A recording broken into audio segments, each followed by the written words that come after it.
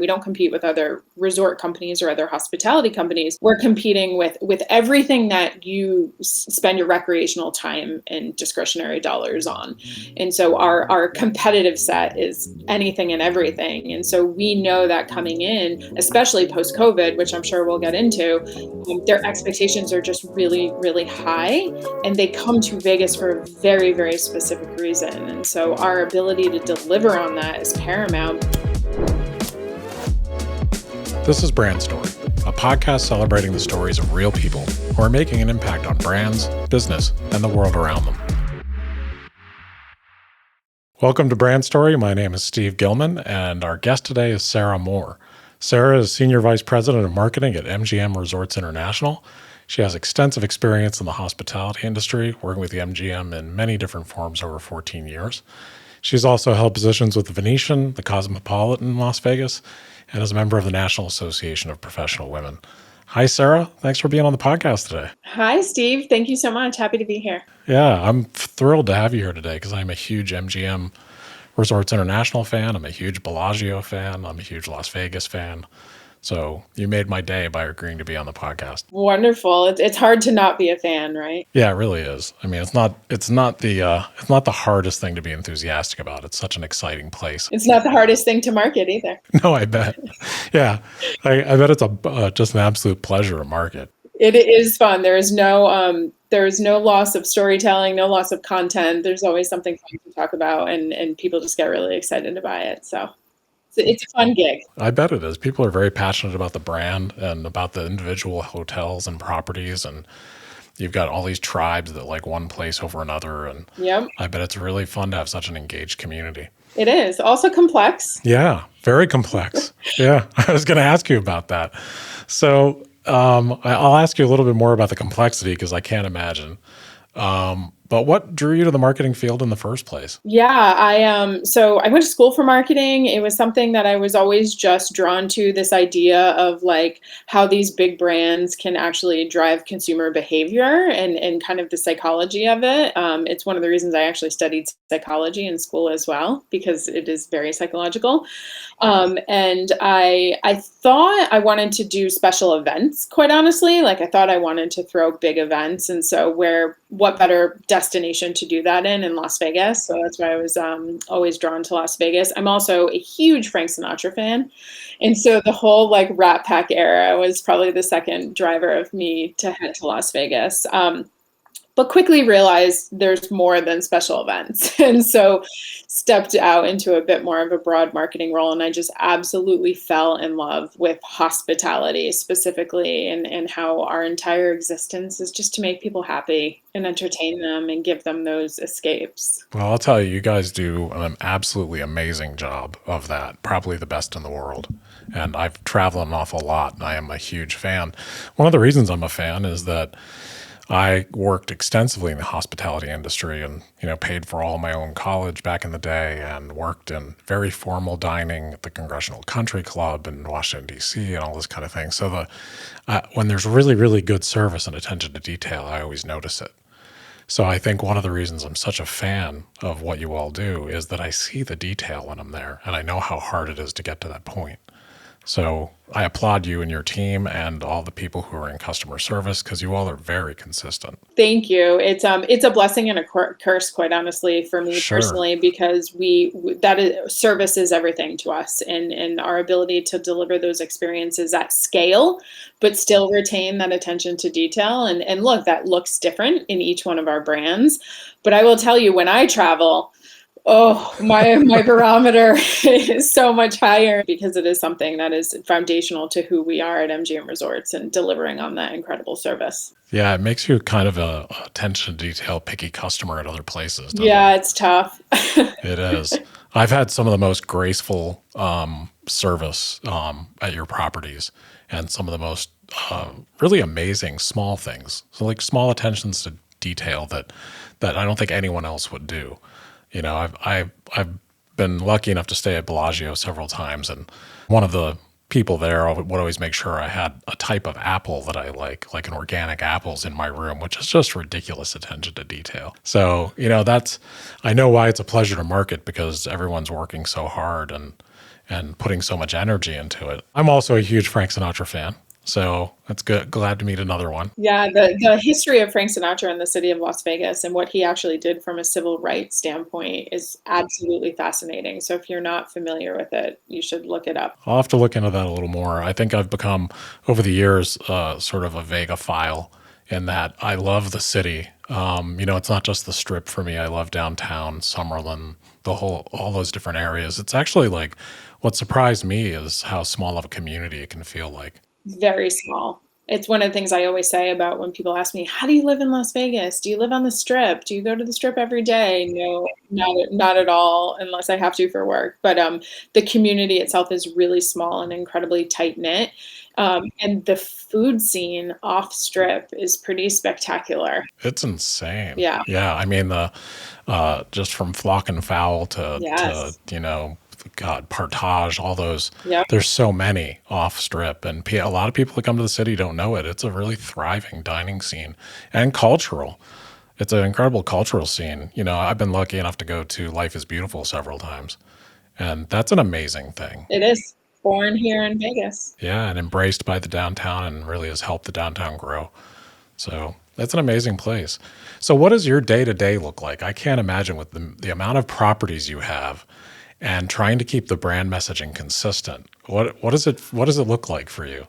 Well, actually, to use your word, it's inconsistent. There is no consistency whatsoever in not only my day Right. to day, but how we market. We're a house of thousands of brands, and so we're marketing everything from our individual resorts, which we have, over 30 of them, to all of the venues within. And so it's just a master exercise in really understanding your consumers and consumer segmentation and identifying, to your point, like different tribes flock to different brands, and so how do you keep them excited and continue to build that customer love within those pools for each one of the individual brands, but then also create that connectivity of the portfolio itself and what MGM Resorts stands for.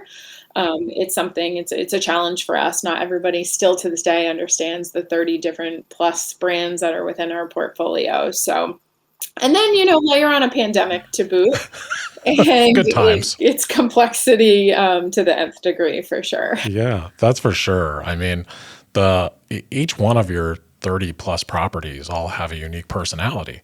And they're even, they're products or brands that are intended for certain audiences. So a customer of the Bellagio is going to be very different than a customer of, say, Vidara Absolutely. or any of the others. There's so many. So I'm amazed at how consistent you all manage to be property to property. One of the reasons I love coming to Las Vegas is that it's a masterclass in marketing every time you go. If you open your eyes, you're seeing the best in the business. And I think it really is, as you said, it's each one of our resorts has a persona. It's built, it's experienced for a very specific person, a very specific customer type, and we take that very seriously. We have very specific and rigorous brand guidelines for every single one of these 30 plus brands, and it's not just what does a piece of social content look like in the voice of a Bellagio or the voice of a Vidara, but it's everything down to what does that look like when you step foot on property. How is that reflected in room?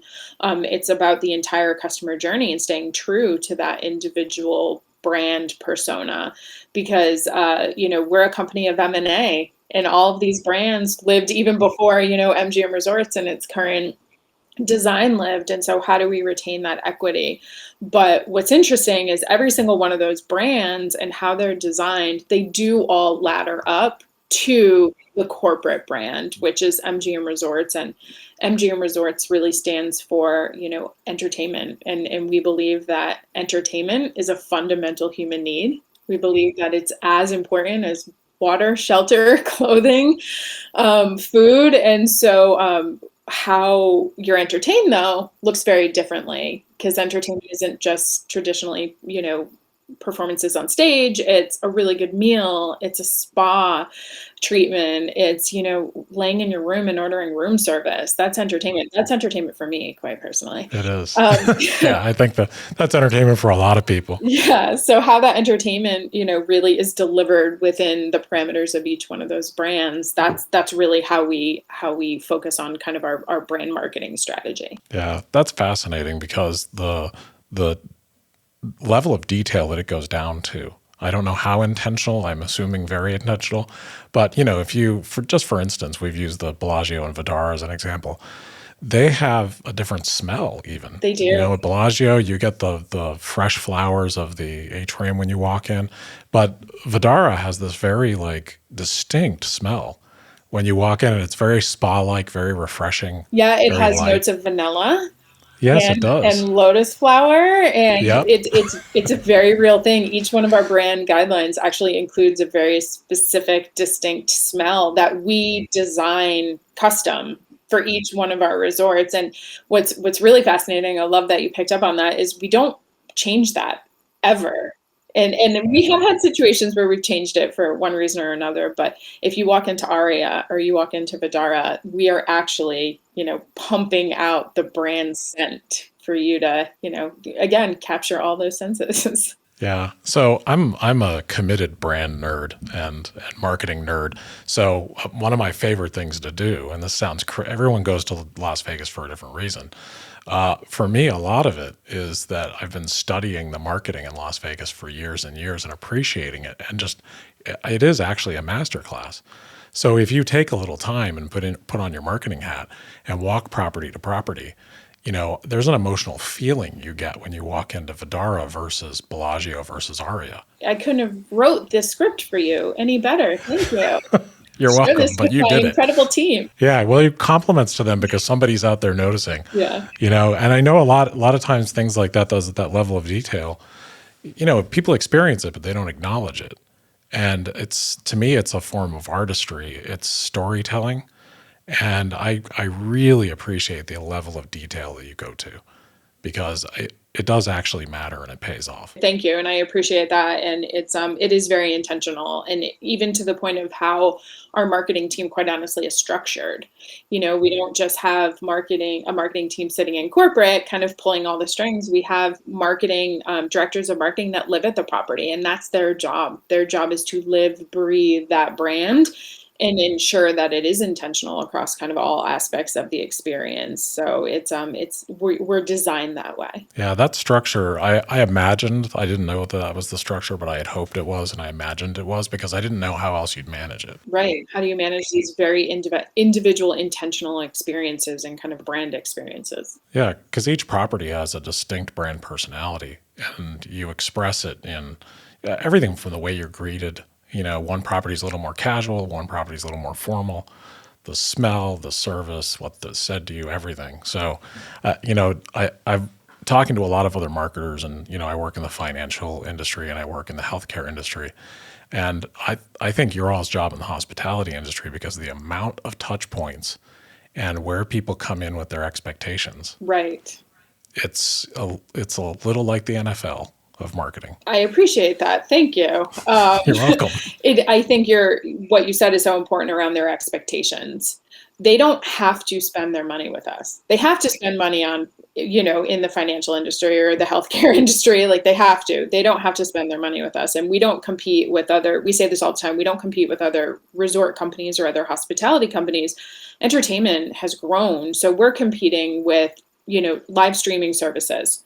We're competing with everything that you spend your recreational time and discretionary dollars on. And so our competitive set is anything and everything. And so we know that coming in, especially post-COVID, which I'm sure we'll get into, their expectations are just really, really high, and they come to Vegas for a very, very specific reason. And so our ability to deliver on that is paramount, but it is much more difficult than a lot of, CPG brands or it's just a very different situation. So, and I have to say, one of the keys to this are the employees. are the thousands of incredible employees that work across these resorts who personally believe in the brand. And that's what you're experiencing when you come that level of detail to how you're greeted, to ensuring you have the right apple in your room. That's because we have employees that have also been, um, really just bought into that brand and want to deliver that level of service. I mean, they represent it so well at so many different properties that I've experienced over the years, and I've been coming to Las Vegas fairly consistently for 20 plus years. So I've watched you all grow and the changes, and it's been pretty amazing. Yeah, it's been a ride. Yeah, it has. So let's talk a little bit about the pandemic because we certainly are going to get into that. Might as well right now.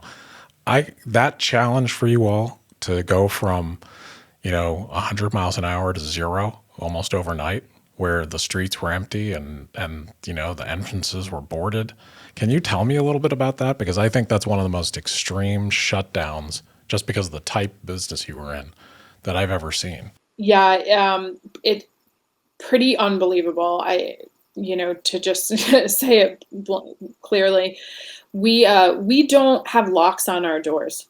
Quite literally, our buildings weren't built to ever close, and so to go overnight, literally overnight, we decided on March 16th to close the resorts, and they were closed on the 17th across the country.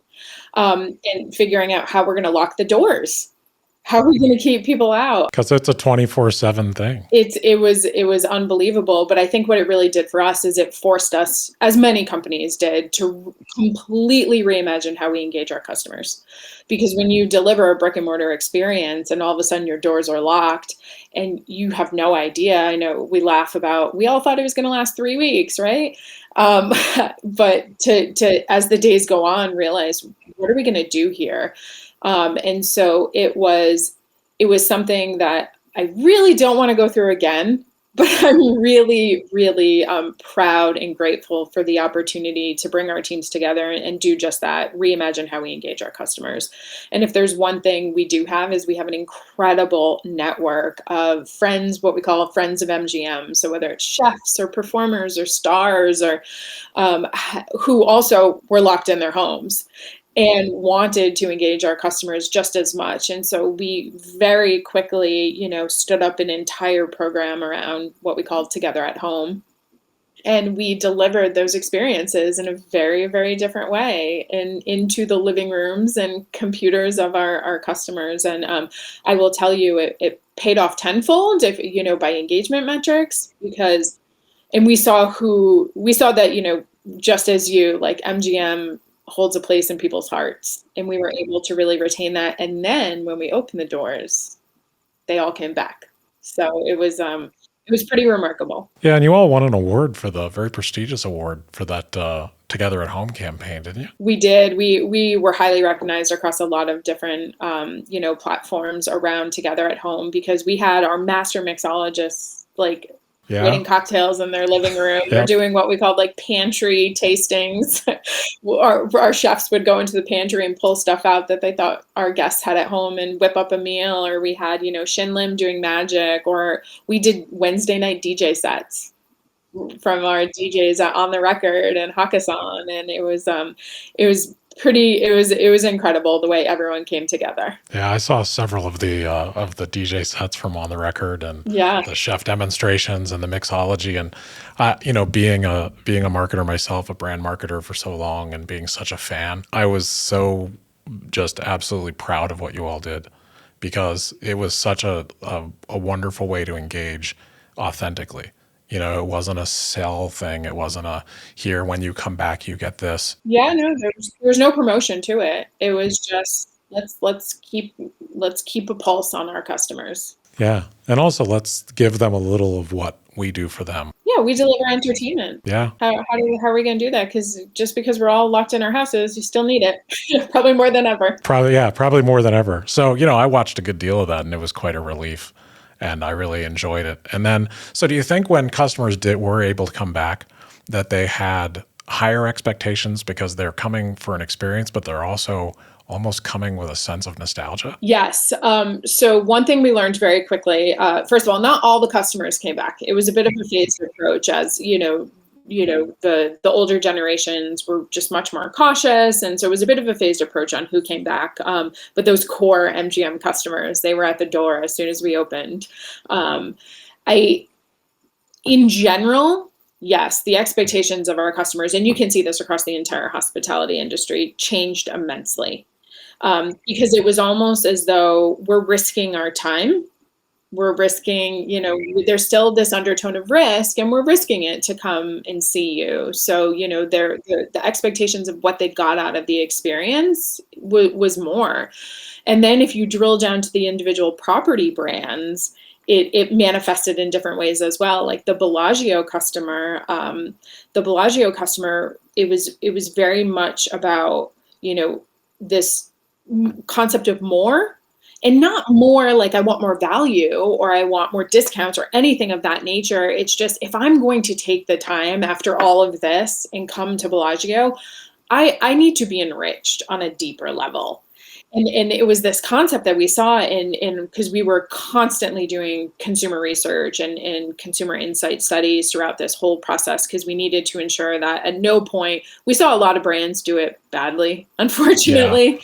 No, I did too. Yeah, at no point could we not be aligned with where the customer's head was at. And so this concept of they want more, they want deeper, more meaningful experiences, because we all just went through this like life altering experience, really became prevalent, specifically with those luxury brands like Bellagio. Yeah. I felt like there was almost an intentionality to be even more human. And maybe it's part instinct, but there was a real personal touch to things when I got to come back. And it was very gentle, and it was also it felt very nurturing, which I really appreciated, because I think people are, mildly traumatized. And like you said, they're coming back, so they want to feel safe, but they also are coming back to feel cared for. Right. Right. That's exactly right. And the flip side of that, and this is what I think, it was very intentional, right? We wanted to connect with our customers on a human level. But the other side of that, which is less intentional, more organic, was our employees. They are humans, and this is a destination driven on tourism, and they were out of jobs. And so you coming back is investing in our community. And we saw this amongst our employees. They were so grateful. Every person that walked through the door, they're like, you brought me back to work. And that was pervasive across the entire company. And I don't think we even realized like how impactful that would be. And so they're motivated to give you greater service and to ensure that you have the Bellagio experience that you absolutely love, because you brought them back to work. And it's meaningful. It is really meaningful. And I think with the customers who are long-term customers, they've made friends over the years with people at the different properties, and they've made connections. So I think everyone's a little aware of that now when they make a choice of how to spend their money, or how, like you said, traveling now has this sort of inherent risk attached to it.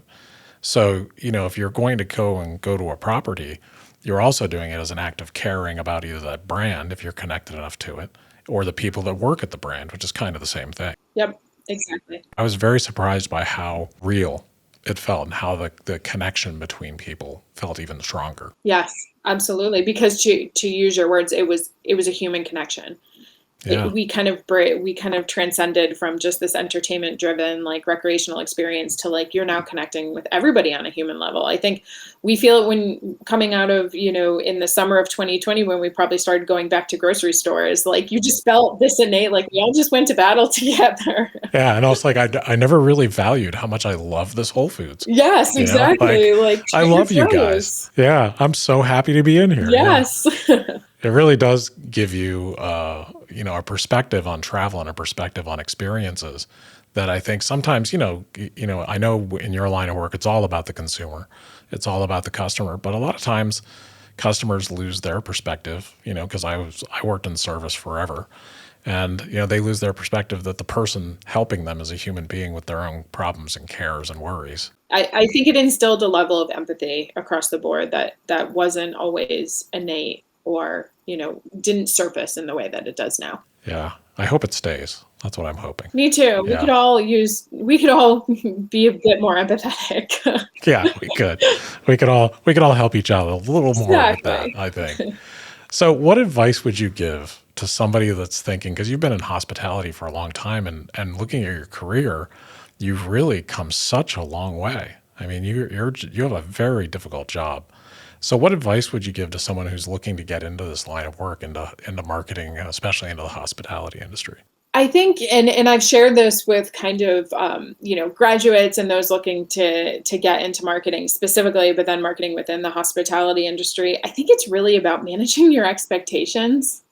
When you talk to like recent grads or the younger generations looking to start their careers now, specifically in marketing, it has become so laser focused on like, I want to be in wellness tech marketing, right? Or like just very like specific areas of focus. And I think, taking a step back and saying there are so many entry points to one end goal, and just maybe not lowering expectations by any means, but like just taking a step back and being open to different opportunities. I say all the time, your career is not a ladder, it's a jungle gym. That's not original, I got that somewhere. But just being willing to really try different things. I'm a poster child for kind of raising my hand and going into different areas and saying, yeah, I might not have that experience, but I want to try it. And so I made that same mistake too. As I said, I'm going to go into special events. I'm going to throw big, amazing, fancy parties. And very quickly was like, nope, take a step back, become more of a generalist marketer, because there are so many different paths, and you have the ability within marketing. There's so many different layers to what we do to really find what drives you and what that passion is. And so I think, specifically in hospitality, we think of hotels, but there's so many different layers of hospitality as well. So just being willing to be open to, what potential opportunities are there. The recent grads, they have an endpoint. They know exactly where they want to be, but there's a lot of ways to get there. Yeah, I think, being a good generalist, you can have areas of specialty, or you can arrive in them. And, obviously there are some, it makes sense if someone's, an engineer personality and they go into a certain part of digital marketing, good for you. But I think to be a great marketer, and we talk about this all the time here, you have to be a little bit of a Renaissance human being. You have to love the arts. You have to love human experience. So your background in psychology probably helps you every day. I have a background in directing theater, which is a little bit like a background in psychology, and that Absolutely. it's a background in human behavior. Exactly. So I think those kind of experiences and being open to learning all the time about human beings, what they want, why they care, really makes you a better marketer. Absolutely. And I would say like the art, the consumer experience, but then also just the science of it. Like there's real science to what we do, and your ability to use analytics and use insights and synthesize them. You're exactly right. You have to be incredibly well-rounded. And we joke around all the time with our executive committee at work, like marketing is like food. Everyone thinks they know it. Everyone has an Yeah. opinion, but nobody really understands like the chemistry of it. God, that is so well put. Yeah, everyone can give a review on marketing, or a dish, but no one can actually make it. That's exactly right. There's a lot of Monday morning quarterbacks Don't even get in started on marketing. social media. Yeah. Everyone's a Oh social God. strategist. Yeah. Everyone is. Yeah. Everyone. Yeah. I always love the phrase like, "Well, my son said, or my daughter saw this and said," like, Right. oh goodness, Yes. with the size team you have, how much of your efforts go into continually building and coaching that team? So that's my most important job, quite honestly. When I think about my function versus like my leadership role is hands down my most important job. We can market, we can do what we need to do, but I can't do any of it if I don't have a high performing, excited team that feels valued. And so much of my energy, quite honestly, goes towards developing my team. I feel a real sense of obligation. That's my job. My job is to grow them and develop them and create this next generation of marketing leaders. And so what that was never more important than the last 2 years. And I have a very human first approach to leadership. And I'm fortunate because that served well during the last couple of years, but not everybody did. And I think everyone was really forced to look in the mirror and say, how do I value my team? How do I treat them like humans and know that everything I'm experiencing, they're experiencing as well in different ways. I had team members that lost people. I have team members that, lost their homes because they were renting for various reasons. Like what our teams experienced over the last couple of years is just absolutely unbelievable. And so our ability to treat them like humans and coming out of this, recognize them for what they did and help them grow and develop into who they want to be is beyond critical. Yeah, such a great answer and a wonderful way to look at it. Other leaders that I've talked to that are also very empathic and very human about this. I've said that, working with people during the pandemic, you can't just do a one size fits all approach. No. Because you may have one person that's working in their home and they have a quiet office to work in, Hmm. while another maybe younger marketer is in an apartment with 4 other people. Right. Their day-to-day experience is completely different. And then, regardless, and then the different pressures of whether they lose someone, or it's been probably the most complex time where emotional intelligence has really paid off. Absolutely. And the ability to continue to engage them within those different scenarios when you're both sitting behind a screen, and it really, I think it forced leaders to reevaluate everything when it comes to how they lead their teams, and not everybody went into it created equal. And so I Yeah, think there are that's a lot true. of leaders that had to really, eat some humble pie and figure out how they were going to get through this. And then you layer on the great resignation and just kind of all the psychological things that were happening that are honestly out of a lot of people's hands as well. It's been quite an experience. We talked about mental health very openly in our team meetings. It was something that we were very transparent about. It was really, really important that we created safe space from the beginning, and that has paid off, because now that we're still hybrid, so we're once in a while coming into the office, like, you've created some real bonds, and I think that good teams thrive on trust, and so to have that trust, ultimately the work is better for it. I'm sure it is, because the thinking of where you all were and then seeing the empty streets 2 days later, that's a grief experience for the people of Las Vegas. Completely, until the big thing in Vegas was to ride your bikes down the strip when it Yeah, was I saw empty. that. So all the Yeah, community members got out for the first time in our lives. We that's were all so riding great. our bikes down the strip, which was a pretty incredible experience. That's surreal. It was rough how we got there. Yeah, But it was almost this bonding thing. Like, did you ride down the strip yet? So yeah. That's like a really fun, surreal way to make that a positive instead of a negative. exactly. Hey, we had to hold on to whatever positive we could. Yeah, you really have to try to find it, especially in what everyone's been through in the last couple of years. So, is there any particular campaign from your career at MGM? Because you all have had some great ones. Is there anything in particular you're really proud of? Oh man, I get asked this all the time, and it's like choosing one of your kids, right? Yeah, Um, right. I'm gonna say there's three. And I'm sorry to give you a long answer, but there's three for very different reasons. Two of them are recent campaigns, one of them not so recent. So I'll start with I was very fortunate to open our resort in Massachusetts, Springfield, Massachusetts, MGM Springfield. And the history of what's happened to that tiny little city in Western Massachusetts is pretty devastating. What people don't realize is Springfield, Massachusetts was like the start of America, quite honestly. It's called the City of Firsts because everything started there, including George Washington set up the first militia in that city. Like, it's pretty unbelievable. And it just became more and more kind of devastated and impoverished over the years until 2011, and a tornado actually wiped it out. And so we came into that city, and we basically rebuilt it with our investment in building our resort and what we did from an economic development standpoint. And so the launch campaign for that resort was all about bringing back the beauty of Springfield and what it stands for. And it was just so small, in terms of like size and scale, but so meaningful to, seeing community members. We played it on a big screen out in kind of the courtyard, and seeing community members just sitting there crying and saying, we've never seen our city like this. So that one holds a very special place in my heart. But I will tell you, it's the two we did this year in 2021, and it's one of the reasons I'm excited yet sad to say goodbye to this year, quite honestly. Is we knew coming out of COVID that we were able to retain some of that customer love, but we knew coming out that we had to really be bold about, it's time to come back. It's time to come back to what you love. We're ready. Our employees are ready. And so we called it our rebound reopening campaign.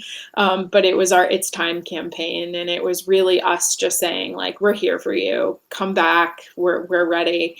And so I was really proud of that one. But then the third one is the Bellagio campaign. Bellagio hadn't had a brand campaign in over 10 years. It didn't need one, but there's this innate beauty that Bellagio demonstrates, and like this very emotional, like the true Bellagio customer has a really emotional relationship with Bellagio. And so we hired these unbelievable producers. They're the brother sister duo called the Coles, and they developed, I don't know if you've seen the campaign, but they developed the most beautiful, it's just, I literally teared up the first time I saw both of them, both of the film pieces of film. And it's so special. And the tagline is, "This is the life," because that's Bellagio. That's the life. And it was, really proud of it. It was trending on Adweek and Ad Age, and it was just a really incredible campaign. So to be able to take a brand like Bellagio and still drive like that strong of an emotional reaction was, something we're really, really proud of. Yeah, I saw it and I was incredibly impressed and very happy to see it because I'm such a lifelong fan of Bellagio. I was actually there right when it opened, and In June? Very nice. yeah. So Thanks for coming like back. no, I don't mean pandemic June, Oh, like in the 20 years original ago. opening. Oh Oh, yeah, like the actual opening of Bellagio. you are I a was there. lifelong Bellagio customer. So I'm a lifelong customer, and was lucky enough to come back this past September and be there and thoroughly enjoyed it. And but that brand campaign I think was really special because it captured the emotion of how people feel about that property.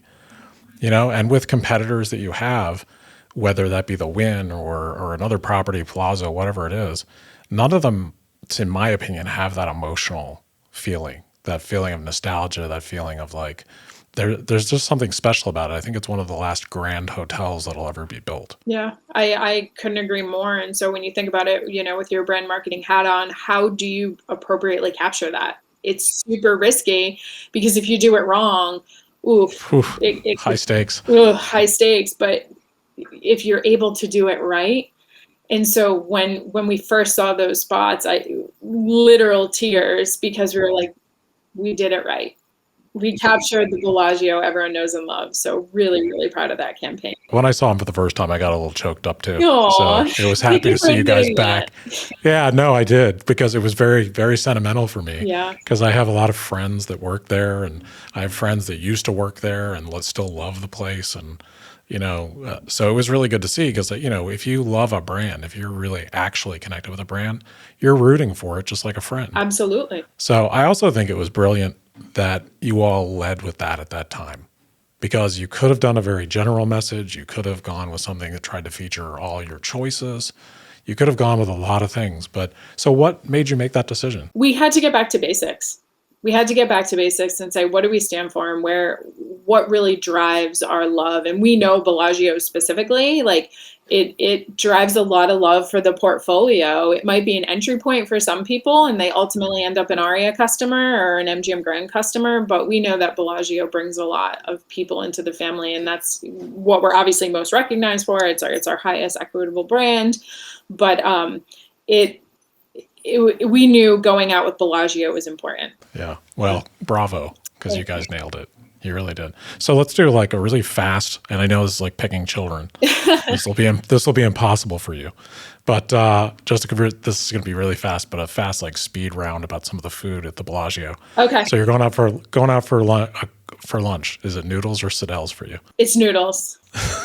Well done. Me too. We call it the executive lunchroom. Yeah. Well, it's great. Yeah, noodles. Their Chilean sea bass is amazing. Yep. And also just tried and true, consistent. Exactly. And probably some of the friendliest service on earth. Oh, absolutely. And the dim sum, like everything about noodles. Easy question. Yep. Okay, good. So special night out, Prime or Picasso? Mayfair. Okay, nice. Mayfair Supper Club. Yeah. That's great. Yeah, Mayfair is really special. It's a really dynamic new place to eat.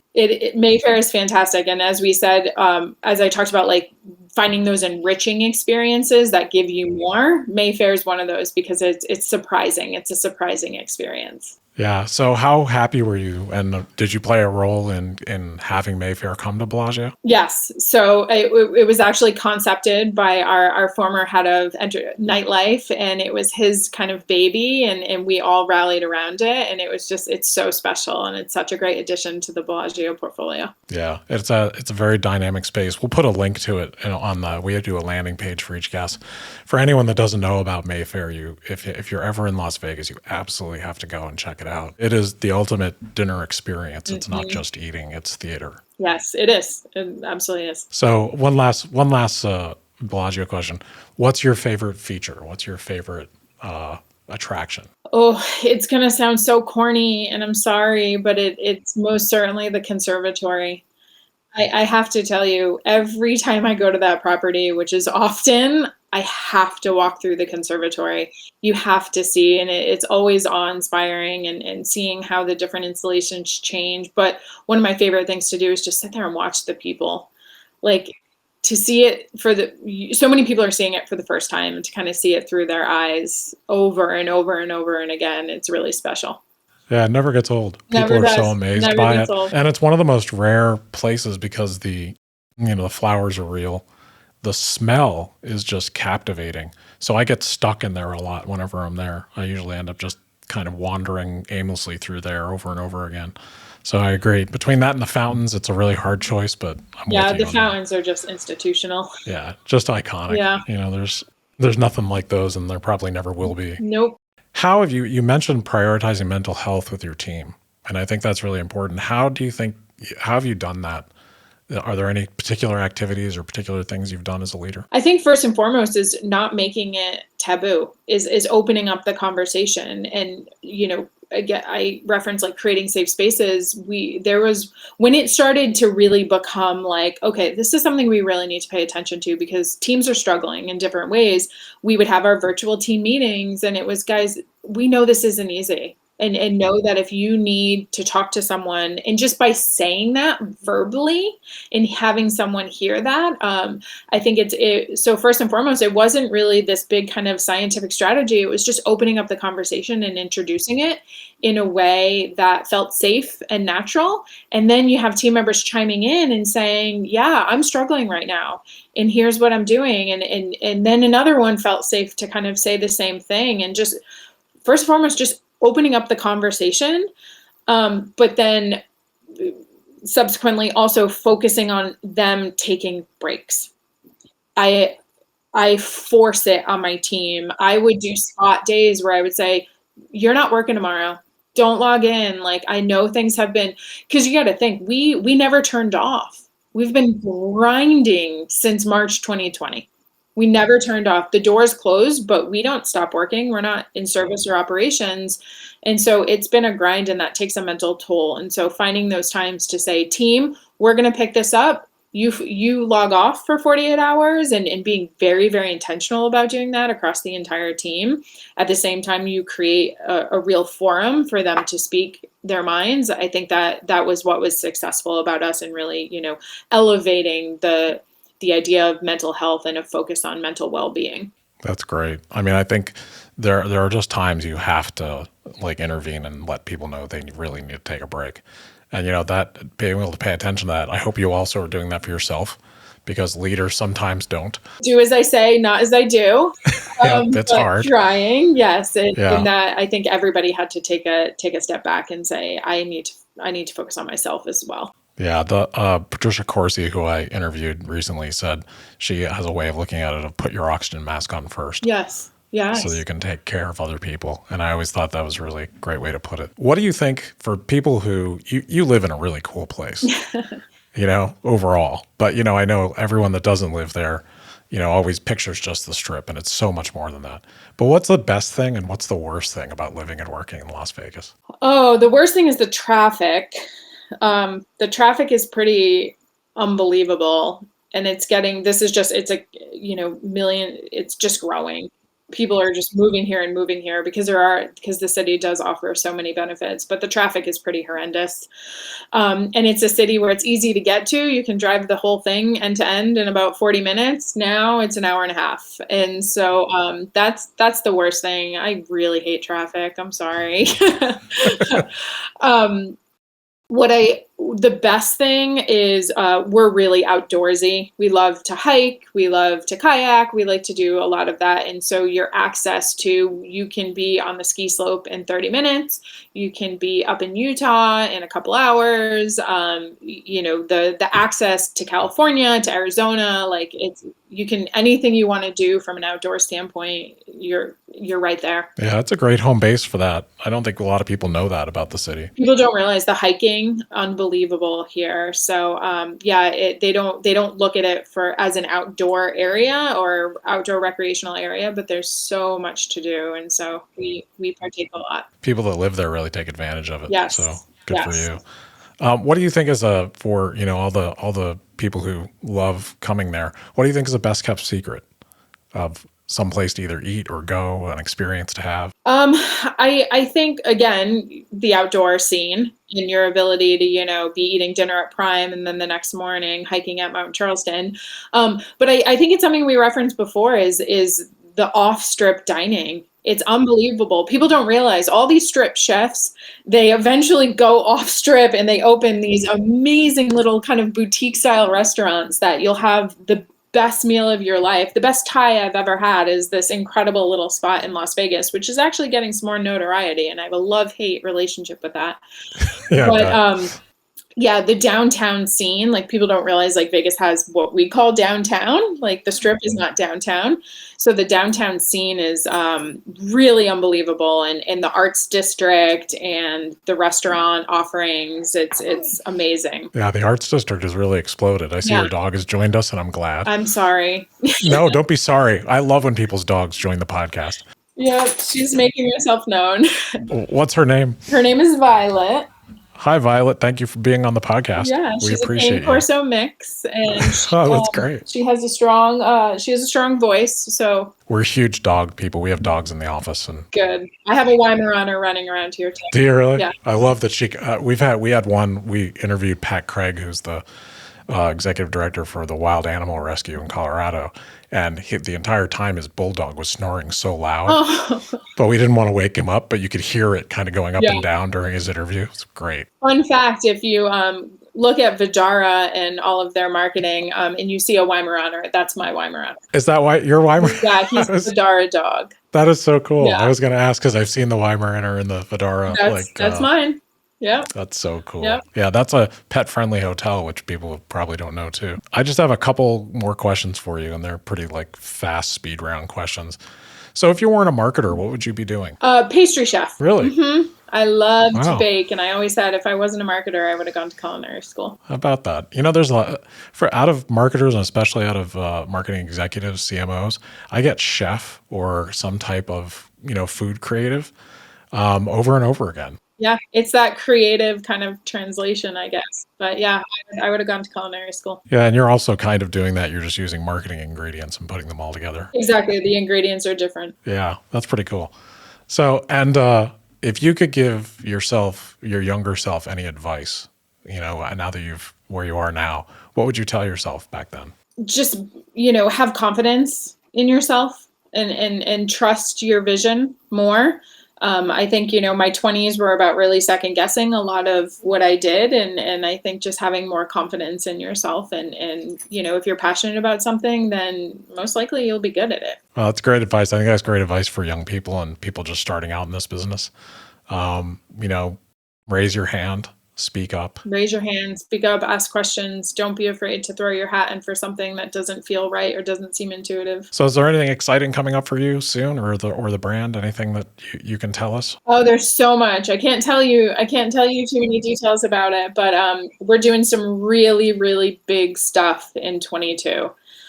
So just think about, MGM Resorts and how you access and experience all of the incredible offerings of MGM Resorts. We're kind of reimagining that. So we have some really exciting stuff coming up in the next 60 days. Oh, that's really cool. I'll keep an eye out. And I didn't figure you all would rest on your laurels for long. You're probably some of the most prolific marketers I've ever seen. Well, thank you. And it's exhausting because Yeah. you're only as good as your next move. But Yeah. also our tech.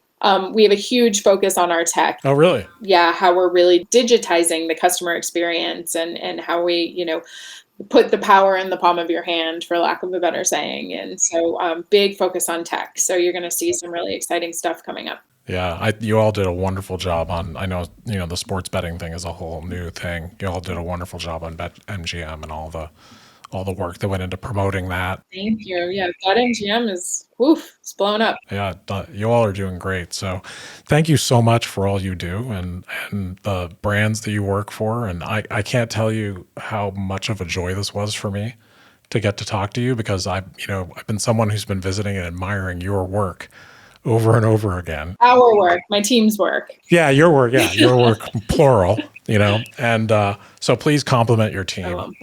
What they do is noticed, and keep it up, because you guys are doing amazing, and I'm so glad that the crowds are coming back and everything's going well, because Vegas really deserves it. Well, thank you for loving our brands the way you do, and thank you for coming and visiting and keeping our employees in work, and thank you for having me this morning. This was really nice. Want to hear more inspiring stories? Subscribe on your preferred podcast app so you don't miss an episode. And if you like what we're doing, please rate, review, and share. It's the best way to support us. Thank you for listening to Brand Story.